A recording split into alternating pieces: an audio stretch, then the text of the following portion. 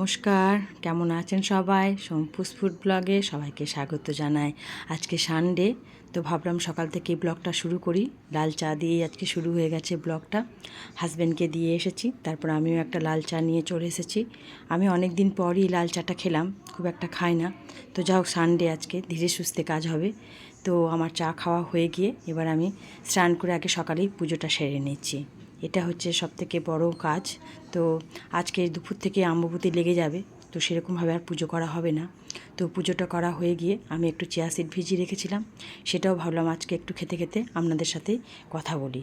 কেননা তারপর থেকে অনেকটা রান্না, আজকে সানডে আছে, অনেকটা কিছু করতে হবে। তো তার জন্যে আমি আবার কিচেনে চলে এলাম। ঘড়ির কাঁটা এখন বাজে 9টা। তো ব্রেকফাস্ট আজ কি বানাবো? তো ছেলে হাজব্যান্ড দুজনেই বাড়িতে। তো ভাবলাম আজকে একটু ফ্রেঞ্চ টোস্ট করে দিই ব্রেডের। তো অনেক দিন পর এই রান্নাটা বানাচ্ছি। তো আগে ছেলে খুব পছন্দ করতো, প্রায় ওকে স্কুলে টিফিনে দিতাম, কিন্তু এখন তো আর স্কুলে টিফিনে দেওয়া হয় না, অফিসেও টিফিনে দিতে পারি না। তো ভাবলাম আজকে অনেক দিন পর এই রান্নাটা আপনাদের সাথে শেয়ার করি। অনেকেই বাচ্চা যারা স্কুল যায় তাদেরকে এই টিফিনে কিন্তু এই রেসিপিটা দিলে তাদের খুব ভালো লাগবে, এবং বয়স্কদেরও সন্ধ্যের সময় খেতে ওই রেসিপিটা খুব ভালো লাগবে। ব্রেড দিয়ে আপনার ফ্রেঞ্চ টোস্টটা খুব ভালো লাগে, একটু টমেটো সস দিয়ে করে আমরা ভালোবাসি খেতে। তো ভাবলাম আজকে একটু বানিয়ে নিই। তো সেটার জন্য আজকে একটু দিয়ে দিচ্ছি আপনার 3টে এখানে ডিম ফাটিয়ে নিলাম, তাতে একটু পেঁয়াজ কুচি দিয়েছি, একটু নুন দিয়েছি, আর একটু গোলমরিচের গুঁড়ো। যেহেতু ঝালটা একটু কম খাই, আপনারা চাইলে এখানে একটু কাঁচা লঙ্কা দিতে পারেন, যারা ঝাল পছন্দ করেন, তাহলে খেতে আরও টেস্টি হবে। তো যাই হোক, সেটা দিয়ে একটু ভালো করে আমি ম্যারিনেট করে নিচ্ছি ডিম আর পেঁয়াজটা। খুব টেস্টি হয়, ব্রেকফাস্টটা খুব ভালো হয়। তো প্রথমে আগে হাজব্যান্ডের জন্য বানিয়ে নিচ্ছি। ও বাজার থেকে সবজি টবজি সব কিনে নিয়ে চলে এসেছে। প্রচণ্ড বাইরে গরম, টিপটিপ বৃষ্টিটা পড়ছে বলে আরও গরমটা ফেলে দিচ্ছে। তো ওর জন্যে আগে একটু বানিয়ে নিই। ছেলে এই ঘুম থেকে উঠলো, ও 10 মিনিট দেরি হবে, তো ভাবলাম আগে ওর জন্যই বানিয়ে নিই। আপনাদের এরকম ব্রেকফাস্ট খেতে ভালো লাগে? সানডের দিন বানান আপনারা? অবশ্যই কিন্তু কমেন্ট করে জানাবেন। আর এই রেসিপিটা যদি কেউ, অনেকেই বানিয়ে থাকবেন, অনেকেই রান্নাটা জানা আছে, তো যদি কেউ এই খাবারটা না খেয়ে থাকেন, অবশ্যই একবার আমার ভিডিওটা দেখে একবার খাবেন। আশা করি খুব ভালো লাগবে। বাচ্চা থেকে বয়স্ক এটা কিন্তু সবাই খুব ভালোবাসে। তো ঠিক আমি এইভাবেই ফ্রাই প্যানটা আমি নিয়ে নিয়েছি, সাদা তেল দিয়ে এটা বানাবো। তো সাদা তেল দিয়ে দিয়েছিলাম। তো সাদা তেল দিয়ে বানালে এটা খেতে বেশি ভালো লাগে সরষের তেলের থেকে। তো একটা বানানো হয়ে গিয়েছে, এরকম করে আরও দুটো বানিয়ে আমি হাজব্যান্ডকে আগে দিয়ে দেবো। আজকে সানডে, তো সবথেকে বড় কথা, একটু সকাল সকাল যদি একটু পেট ভরে খাবারটা খাওয়া হয়, তাহলে অনেকগুলো রান্না দুপুর খেতে খেতে আমরা লাঞ্চ 1:30-2 বেজে যায়। তো সেই জন্য আজকে একটু ভারী খাবারই দিচ্ছি। একটা ভাজা হয়ে গিয়েছে, আর একটু ভেজে নিচ্ছি। আর এটাতে একটু বেশি তেল দিতে হয়, এখানে একটু হালকা তেল দিলে কিন্তু জিনিসটা পুড়ে যায়, খেতে ভালো লাগে না। তো ওই জন্য একটু বেশি তেল দিতে হয়। আর সানডে দিন দেখবেন যদি একটু বৃষ্টি হয়, কিন্তু আরও বেশি অসুবিধা মনে হয়। তো আজকে সেই সানডেতে একটু বৃষ্টি হচ্ছে, তো বাইরেটা প্রচণ্ড পরিমাণে একটু গরম, ভেতরেও গরম। বৃষ্টি পড়লে তো ঠান্ডাটা এখন হচ্ছে না, সবসময় গরমটা একটু ভাব হয়েই রয়েছে। তো যাই হোক, সবটাই মেনে নিতে হবে। আপনাদের সুন্দর সুন্দর কমেন্ট আমাকে ভীষণভাবে অনুপ্রাণিত করছে। আমি আবারও বলছি, আপনাদের কমেন্টগুলো আমার খুব ভালো লাগছে। এইভাবে আমার পাশে থাকার জন্য অসংখ্য ধন্যবাদ, অসংখ্য ধন্যবাদ। তো যারা এখনও পর্যন্ত চ্যানেলটা দেখেন কিন্তু সাবস্ক্রাইব করেননি, তাদের কাছে একটাই অনুরোধ, একটু আপনারা সাবস্ক্রাইব করে দেবেন। হাজব্যান্ডের জন্য খাবার বানানো হয়ে গিয়েছে, ওকে একটু দিয়ে এলাম, তারপর একটু ছেলের জন্যেও বানিয়ে নিচ্ছি।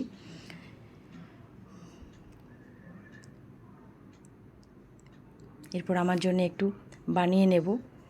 অনেকেই খেয়েছেন ডিমের কবিরাজি, এই রান্নাটা লাস্টে যে ডিমটা পড়ে থাকে, আর সেটা এই যে ভাজছি, এটা খেতে কিন্তু একদম ডিমের কবিরাজির মতো টেস্ট লাগবে। এটা ডিমের অমলেটের মতো করলেও কিন্তু রান্নার টেস্টটা কিন্তু একদম ডিমের কবিরাজির মতো হবে। তো আমার খুব ভালো লাগে, এটা তো কেউ খেতে চাইবে না, তাই আমার জন্য একটু ভালো করে মোটা করে একটু ভেজে নিচ্ছি। এটাও খুব টেস্টি হয়েছিল খেতে। তো আমার জন্য 2 পিস ব্রেড করে নিলাম, আর এই ডিমের অমলেটটা কবিরাজির মতোই খেতে লাগে, তো সেটাও আমি একটু ভেজে নিলাম। এরপর ব্রেকফাস্ট খাওয়া দাওয়া হয়ে গিয়ে এরপর আমি রান্নাতে চলে আসব। আজকে অনেকগুলো রেসিপি আপনাদের সাথে শেয়ার করব। অবশ্যই ভালো করে পুরো ভিডিওটা দেখুন, তাহলে রেসিপিগুলো আপনাদের খুব ভালো লাগবে। অনেকটাই জানা রেসিপি, তারপরেও আপনাদের সাথে শেয়ার করতে ভালো লাগে, তাই একটু শেয়ার করছি। আজকে সানডের দিন একটু ডাঁটা আলু পোস্ত খেতে ইচ্ছা করছে। আমি একটু পোস্তটা বেশি ভালোবাসি, আমার হাজব্যান্ড একটু কম, আর ছেলে একদমই খায় না, তো তার জন্য আর করতে পারি না। তো আমার জন্য একটু ডাঁটা আলু পোস্ত আজকে একটু বানিয়ে নিচ্ছি। কিছুই না, লঙ্কা গুঁড়ো আর একটু নুন দিয়ে একটু ভালো করে 5 ফোড়ন দিয়ে ভালো করে ভেজে নিয়েছি। আর আলুটা একটু 10 মিনিট গরম জলে নুন দিয়ে একটু ভাপিয়ে নিয়েছিলাম। তো একটু ভালো করে একটু কষে নিচ্ছি, তারপর একটু জল দিয়ে ওই 5 মিনিট মতো একটু আমি ঢাকা দিয়ে দেবো। আলুটা সেদ্ধ হওয়া পর্যন্ত অপেক্ষা করব। আর পোস্তটা আমি একটু মিক্সিতে বাটি না, এটা আমি শিলনোড়াতে বাটি, তাহলে আমার পোস্তটা একটু মিহি হয় আর ভালো লাগে। আর মিক্সিতে একটু বেশি দিতে হয়, খরচাটাও বেশি হয়, আমার খুব একটা ভালোভাবে হয় না, তার জন্য আমি মিক্সিতে কিন্তু এই পোস্তটা বাটি না। তো আমার যা হোক, আপনাদের সাথে কথা বলতে বলতে পোস্তটাও বাটা হয়ে গিয়েছে, এই দিক দিয়ে আমার আলুটাও সেদ্ধ হয়ে গিয়েছে। গ্যাসের ওভেন আমি বন্ধ করে দিলাম, এরপর আমি পোস্তটা দিয়ে দিচ্ছি। বারবারই আমি আলু পোস্ত আপনাদেরকে একটাই কথা বলি, যে গ্যাসের ওভেন বন্ধ করে যদি পোস্তটা দেন, তাহলে পোস্তটা ছানা কাটবে না, খেতে খুব ভালো লাগবে, দেখতেও খুব ভালো লাগবে। তো হয়ে গিয়েছে ডাঁটা আলু পোস্ত। আর ডাঁটাগুলো দেখুন একদম শক্ত হয়ে আছে, গলে যায়নি। আর গলে গেলে আমার রান্নাটা খেতে ভালো লাগে না, তো সেই জন্য ডাঁটাটা আমার গলেও নি। তো একদমই হয়ে গেল সানডে দিন প্রথম রান্না ডাঁটা আলু পোস্ত। তো সেটা এবার একটু পাত্রে ঢেলে নিলাম, তারপর একটু উপর থেকে আমি একটু সর্ষের তেল ছিটিয়ে দেবো, এতে খুব রান্নাটা টেস্ট লাগে, তার জন্য একটু সর্ষের তেল দিয়ে দিচ্ছি। তারপর একটু ডাল করে নিয়েছি, ছেলে তো ডাল ছাড়া হয় না, ও ডাল ছাড়া একদমই খেতে ভালো লাগে, তো ওই জন্য ডাল একটু করি। তারপর একটু সোয়াবিন দিয়ে আর পটল দিয়ে একটু রান্না করব। সবথেকে বড় কথা, সোয়াবিন আর পটল দিয়ে রান্নাটা খুবই টেস্টি হয়, তো ছেলের জন্য একটু ভাবলাম সোয়াবিন দিয়ে রান্নাটা করি। আজকে সানডে, বাইরে এত আওয়াজ, কথা যে কি বলবো বুঝতে পারছি না। তো যাই হোক, একটু মানিয়ে নিয়েই করতে হচ্ছে। পটলগুলো আমি একটু হালকা করে তেলে ভেজে নিচ্ছি, ভীষণভাবে লাল করে আমি পটল কোনো সবজি ভাজি না, পটলটা আমি একটু হালকা করেই ভাজি। তো তারপর পটলটা আমি ভেজে তুলে নিলাম, তারপর একটু আমি সয়াবিনটাও হালকা করে ভেজে নিচ্ছি। সয়াবিন দিয়ে পটল আলু কারা কারা ভালোবাসেন বা কারা কারা করেন অবশ্যই কমেন্ট করে জানাবেন। এই রান্নাটাও কিন্তু খুব টেস্টি হয়। আর মশলার মধ্যে আমি এখানে একটু আদা টমেটো দেব, এটা নিরামিষভাবেই করব, পেঁয়াজ রসুন দেব না। তারপর সয়াবিনটাও আমি ভেজে তুলে নিলাম, তারপর একটু আলু দিয়েছিলাম, একটাই আলু, সেটাকেও আমি হালকা করে একটু ভেজে নিচ্ছি। এখানে সবসময় বলে রাখি, সমস্ত রান্নাতে যদি একটু ভাজা হয়ে যায়, রান্নার টেস্টটা দ্বিগুণ বেড়ে যায়। তাই পটল সয়াবিন আলু সবটা ভেজে নিয়ে আমি তুলে নিয়ে একটু 5 ফোড়ন দিয়ে দিয়েছিলাম, তারপর একটু মতো আপনার মশলা দিয়ে দিলাম, একটা টমেটো আর একটু আদা। এখানে আর কোনো আমি মশলা অ্যাড করব না, ভীষণ টেস্টি হয়। তারপর আমি এখানে একটু গুঁড়ো মশলাগুলো অ্যাড করে দিলাম, জিরে গুঁড়ো, লঙ্কা গুঁড়ো আর একটু হলুদ গুঁড়ো, আর স্বাদ মতো একটু নুন। তারপর আমি এই রান্নাতে একটু দেবো টক দই, যেহেতু নিরামিষ রান্নার মতো করছি, তো টক দই দিলে খেতে খুব টেস্টি লাগে। তো ওই জন্যে পটল আলু সয়াবিন আলু তরকারিতে এই একটু টক দই দেবো। এইভাবে যারা করেন তারা বুঝতে পারবেন রান্নাটার টেস্ট, আর যারা একবারও করেননি অবশ্যই একটা রিকোয়েস্ট রইল, এই রান্নাটা একবার হলেও করবেন। এখানে 1 চামচ টক দই আমি দিয়ে দিচ্ছি। গরম ভাতে যেমন এই রান্নাটা ভালো লাগে, তার সাথে আমরা রুটির সাথেও কিন্তু এই রান্নাটা খুব ভালো লাগে। তো সেই জন্যই আজকে ভাবলাম হাতে রেখে রান্নাটা করি। হয়ে গিয়েছে, টক দইয়ের সাথে ভালো করে মশলাটাও ভেজে নিলাম, তারপর সমস্ত সবজিগুলো আবার দিয়ে দিলাম। হাতে ধরে 2-3 মিনিট একটু আমি কষে নিচ্ছি। অনেকটা কম মশলা দিয়ে এই রান্নাটা আমি বানাচ্ছি। অবশ্য যারা আমার ব্লগ দেখেন তারা সবাই জানেন আমি খুব কম মশলা দিয়ে রান্নাটা করি, তো সেটা আমার খুব ভালো লাগে। 2-3 মিনিট একটু হালকা করে কষে নিয়ে গ্যাসটা আমি মিডিয়ামেই রেখেছি।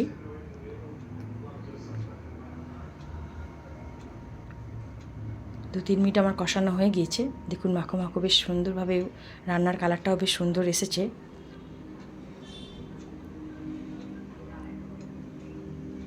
তারপর আমি একটু নর্মাল টেম্পারেচারে জলটা আমি একটু দিয়ে দেবো, এখানে গরম জল আমি দিচ্ছি না।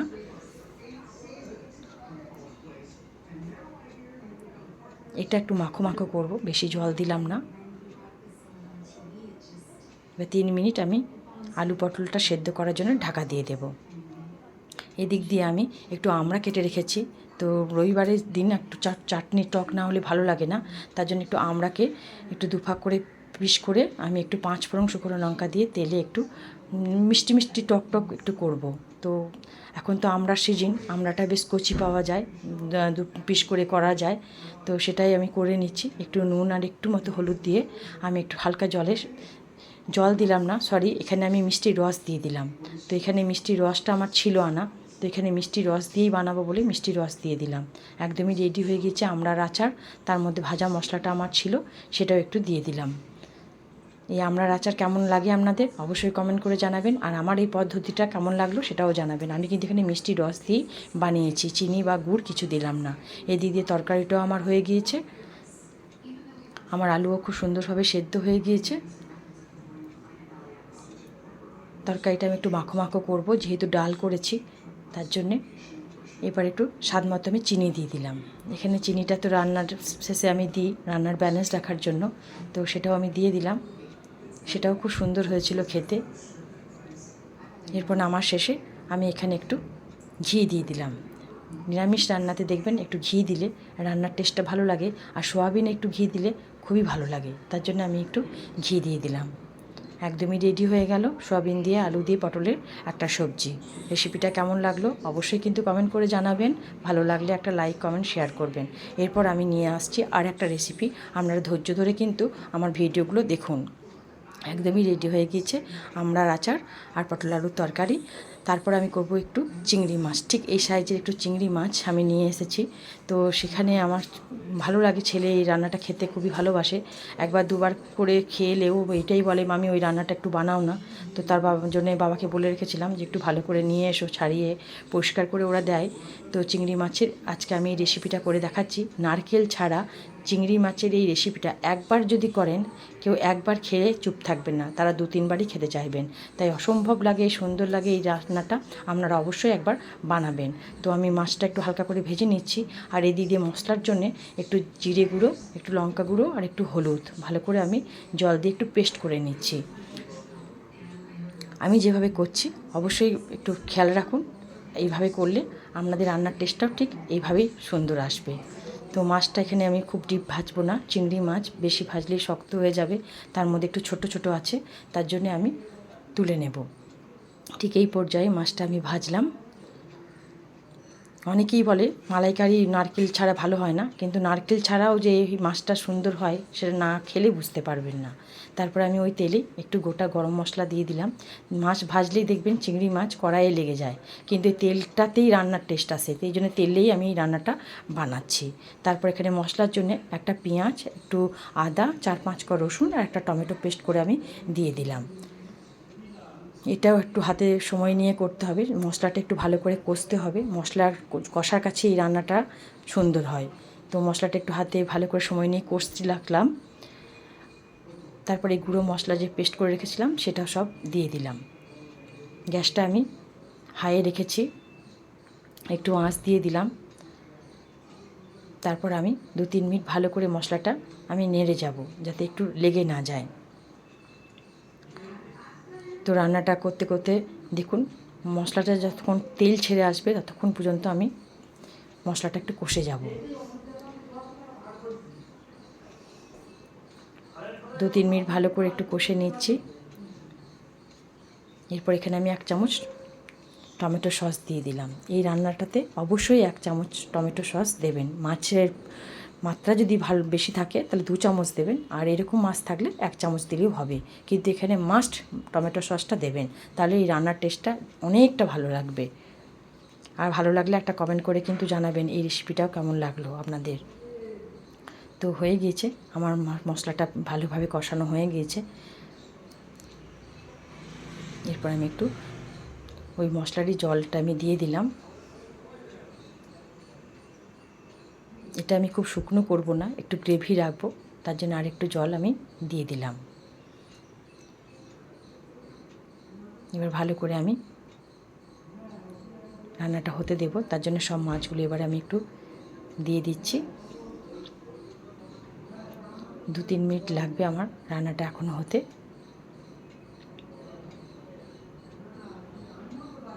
দু তিন মিনিটের জন্য আমি এবার একটু ঢাকা দিয়ে দেব। 2-3 মিনিট আমার হয়ে গিয়েছে, একদমই রেডি হয়ে গিয়েছে চিংড়ি মাছের রেসিপি। নারকেল ছাড়াই কিন্তু এটা মালাইকারি বলতে পারেন। এরপর রান্নাটা টেস্ট রাখার জন্য একটু চিনি দিয়ে দিলাম।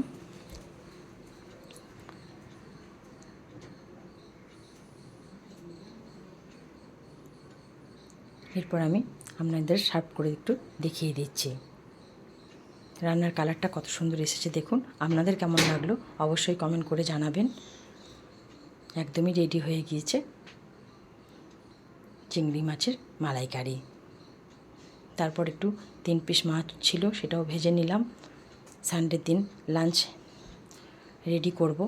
এখন ঘড়ির কাঁটা বাজে 1:30। তো লাঞ্চ আমাদের হয়ে গিয়েছে, সমস্ত কিছু খাওয়া। তারপর এখন ঘড়ির কাঁটা বাজে সন্ধ্যে 6টা। তো আমি একটু যাচ্ছি, সানডের দিন একটু সাউথের দিকে যাচ্ছি।